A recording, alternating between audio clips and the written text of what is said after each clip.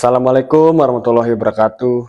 Halo semua, kembali lagi bersama gua Mr. D untuk membawakan cerita-cerita horor bagi kalian para penggemar horor.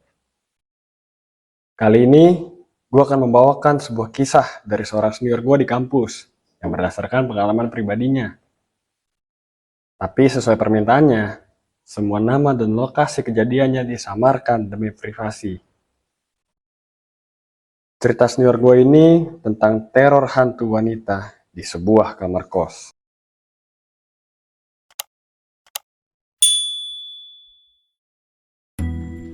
Sudah setahun lebih Sinta menganggur setelah kuliahnya kelar dari sebuah perguruan tinggi swasta di kota J tempat tinggalnya.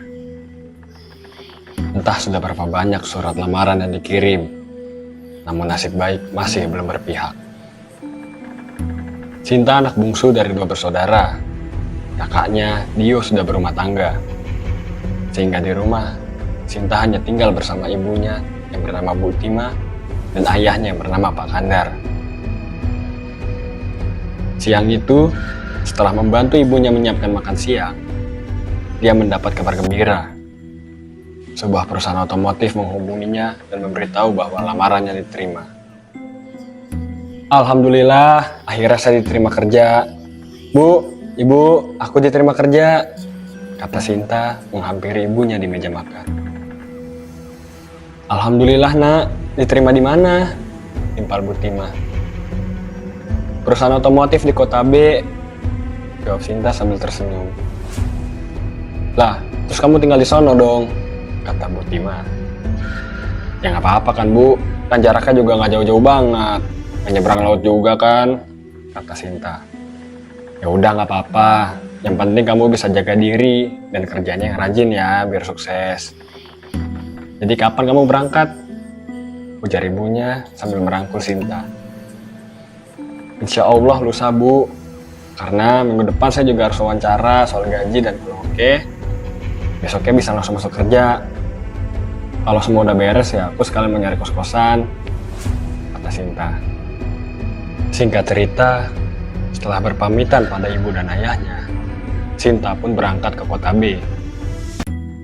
Sinta sudah resmi diterima di tempat kerjanya. Dia pun mencari tempat kos ditemani Dita, teman yang baru dikenalnya di tempat kerjanya. Sebelum mencari tempat kos, mereka mampir di sebuah warung untuk mengisi perut yang sudah mulai keroncongan. Setelah memesan makanan, mereka pun memilih duduk di pojok warung yang masih tampak sepi. Kalau gue boleh saran nih, lo cari deket kantor aja. Sayangnya ya di tempat gue semua kamar udah penuh, kata Dita. Iya dong biar nggak tongkos, tapi di mana ya? Timpal Sinta. Maaf, Mbak nyari kos-kosan ya? Kata sang bapak pemilik warung yang mengantar pesanan mereka. Iya Pak, kalau boleh dekat sini, karena kantor saya itu seberang sana, jawab Sinta. Coba Mbak ke gang sebelah, kalau nggak salah situ ada kos-kosan kosong. Kebetulan yang punya juga masih saudara saya kok, ujar pemilik warung. Makasih Pak, ntar habis makan kita ke sana, kata Sinta sambil tersenyum memandang Dita. Alhamdulillah dah, mudah-mudahannya masih kosong, jadi kita nggak repot-repot nyari lagi. Yolah makan, mulai lapar nih, kata Dita. Selesai makan, mereka pun meninggalkan warung itu dan berjalan menuju lokasi tempat kos yang disarankan pemilik warung. Tak sulit untuk mencarinya, karena di pagar terpampang tulisan ada kamar kos kosong. Dari luar, tampak rumah 1 lantai memiliki halaman cukup luas dan asri. Tak lama berselang, keluar seorang lelaki parubaya mengenakan celana pendek berbaju kaos. Rambutnya memutih, namun ia masih tampak gagah. Waalaikumsalam, cari siapa Mbak? Tanya lelaki itu dengan ramah. Maaf Pak, kami mau nanya, apa masih ada kamar kos yang kosong? Jawab Sinta. Oh ada Mbak, mari silakan masuk. Jawab lelaki itu sambil membuka pintu pagar. Mereka pun berjalan ke arah samping rumah. Jalan samping rumah itu kira-kira lebarnya sekitar 2 meter dan menuju ke bagian belakang rumah. Ternyata kamar kosnya berada di bagian belakang rumah yang terpisah dari bangunan utama. Di bagian belakang rumah ada pintu yang tertutup dan teras di sebelah kiri jalan kecil itu. Di teras ada dapur serta 1 set meja makan. Di seberang tampak 3 kamar dengan pintu yang tertutup. Nah, itu kamar paling kanan yang masih kosong. Mari kalau mau lihat dalamnya, kata lelaki itu. Mereka pun berjalan ke arah kamar itu. Di antara teras belakang dan kamar-kamar kos, ada halaman yang juga ditanami beragam tanaman. Di bagian tengah ada sebuah pohon mangga yang cukup rindang. Ini kamarnya, silahkan masuk. Oh iya, yang mau kos di sini siapa ya? Karena kayaknya ini cuma muat untuk 1 orang, kayak 2 kamar di sebelah, kata lelaki itu setelah membuka pintu kamar. Di dalam kamar hanya ada sebuah kasur di lantai dan sebuah lemari ukuran kecil yang di sampingnya ada sebuah cermin serta sebuah kamar mandi. Untuk saya sendiri kok, Pak. Boleh, Pak. Saya kayaknya cocok dengan tempat ini. Oh iya, saya Sinta dan ini teman saya Dita.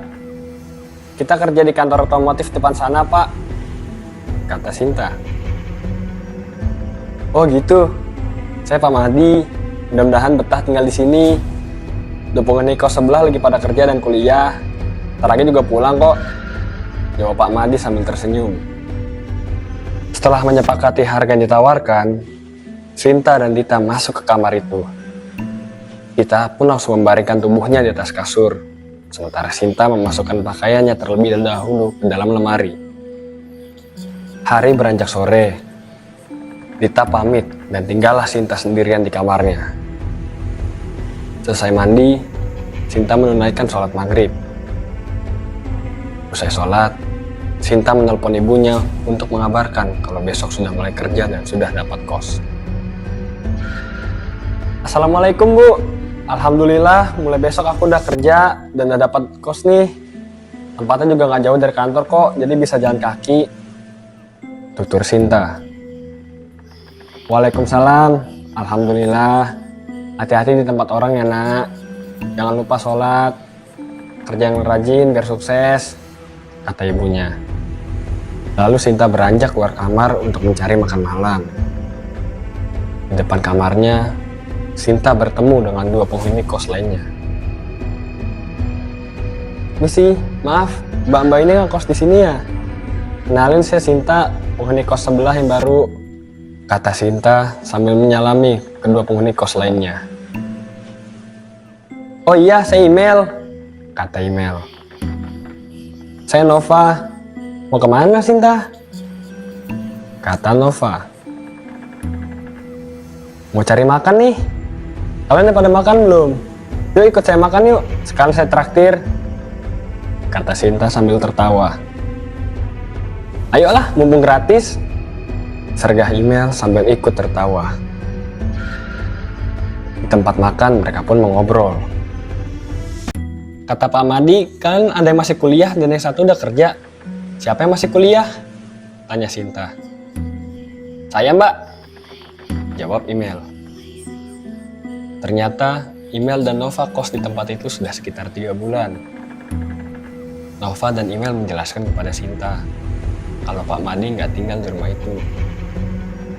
Menurut Pak Madi, rumah itu adalah peninggalan kedua orang tuanya yang sudah tiada. Sementara kedua kakak Pak Madi tinggal di kota lain. Jadi Pak Madi diberi keamanah oleh kedua kakaknya untuk mengurus rumah peninggalan kedua orang tuanya. Dan Pak Madi punya rumah sendiri yang jaraknya gak jauh dari situ. Makanya rumah di tempat kos itu kosong. Mudah-mudahan betah ya Sinta, dikuat-kuatin aja, kata Nova. Maksudnya dikuat-kuatin aja apaan? Timpal Sinta. Ah gak apa-apa, Mbak Nova mah mau suka gitu, suka ngada-ngada dia. Ya harus betah lah, emang gak capek apa pindah-pindah kos mulu, potong Email. Selesai makan, mereka pun kembali ke tempat kos. Usai menjalankan sholat Isya, Sinta pun beranjak untuk tidur. Tak terasa, Sinta sudah sebulan lebih tinggal di sana. Gak ada kejadian aneh yang terjadi. Hingga suatu malam, gangguan itu mulai datang. Saat itu Nova dan Email sedang balik ke rumah masing-masing. Nova izin kerja untuk menghadiri pernikahan saudaranya, sementara Email sedang libur kuliah. Baru saja Sinta memejamkan mata, tiba-tiba terdengar suara ketukan dari pintu kamarnya.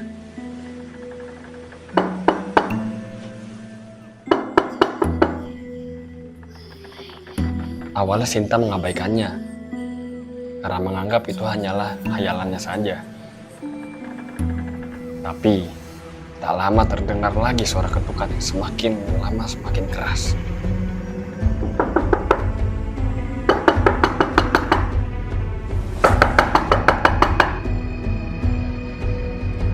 Sinta pun mulai penasaran, dan langsung beranjak dan langsung membuka pintu. "Siapa sih?" ketuk Sinta. Saat pintu dibuka, ternyata gak ada siapa-siapa. Sinta pun balik untuk tidur. Namun baru saja mau membaringkan badannya, dari luar terdengar suara wanita yang menangis.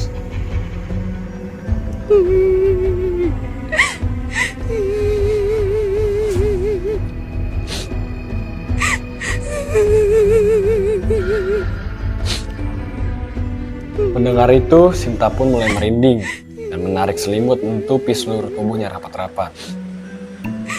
Hingga setengah jam, suara tangis itu masih terdengar, membuat Sinta tak bisa tidur.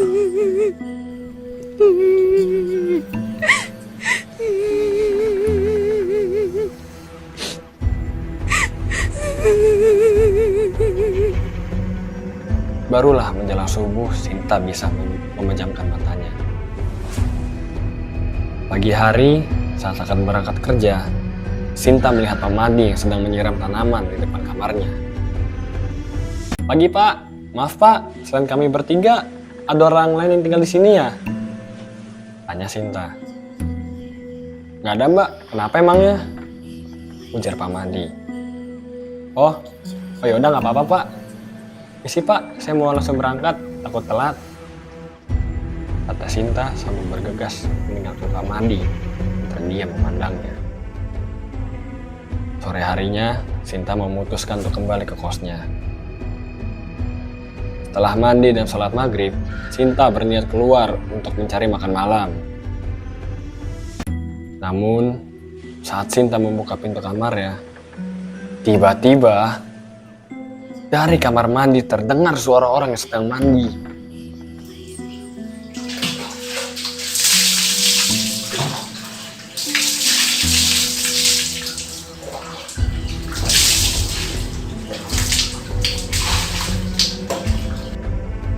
Sontak Sinta merinding dan bergegas keluar dan mengunci kamarnya. Saat melintas di teras belakang, dia melihat sosok wanita bergaun panjang berwarna putih. Rambut hitam yang panjang sedang duduk di depan meja makan. Wanita itu tertunduk sambil menangis dan duduk membelakanginya. Tak pikir panjang, Sinta pun berlari ke arah luar. Sinta berlari menyusuri jalan samping rumah. Namun, saat Sinta akan membuka pagar, tiba-tiba sebuah tangan mencengkeram lengannya. Tangan itu terasa dingin dan tampak kuku-kuku tajam dan panjang serta berwarna hitam. Sontak Sinta pun kaget dan menepis tangan itu hingga terlepas dan bisa membuka pagar. Dia pun bergegas berlari ketakutan keluar dari halaman rumah. Setelah beberapa meter ia berlari di jalan yang sepi karena masih waktu maghrib.